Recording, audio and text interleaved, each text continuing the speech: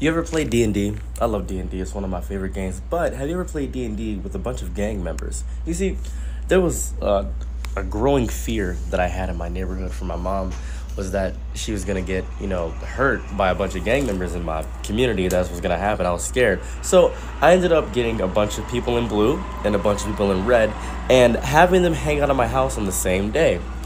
Now, this was dangerous. This was not a smart idea. I don't recommend initially doing this unless you're really good at talking to people. So I had them come over same day. I had some grilled cheese. The grilled cheese had cream cheese, American cheese, and I had tomato soup. And I had apple juice. Now, this was food to settle them down. So we all meet in my basement. We all just chill out in my basement. So this is the fun part. They all immediately see each other and are just like, "Oh man, that's Ray Jack. That's Ray Jack. Man, what? And they're just mad at each other, like, "Whoa, calm down. I got food for us, bro. Chill out." I'm cool with his sister, and I'm cool with their brothers. Like, I just wanted to hang out. I just wanted to get to know y'all right quick. I didn't know what was going on. Then they explained to me that they're both on opposite sides of the color spectrum. I'm just like, that's fine and dandy. I didn't know that. I did know that, but I didn't want to tell them that. And I was like, listen, I just want to introduce y'all to a game called D&D. And they're just like, "Oh, you mean that nerd shit, huh?" I'm like, yeah, I just want to teach you guys about it. I ended up teaching them, like, character sheets for them and things of that nature. But they weren't going to play regular D&D. I don't think they would enjoy high fantasy of that variety. So I homebrewed an entire game. First homebrew game, we played 2 different sessions. We did 2 campaigns, by the way. I want to point out this was very successful. First campaign we did was a homebrew of Detroit. A homebrew of Detroit. And the goal of the campaign was to get to Canada. That was it. That was the whole goal of the campaign, get to Canada. Had to make their own characters, had to pick specific races.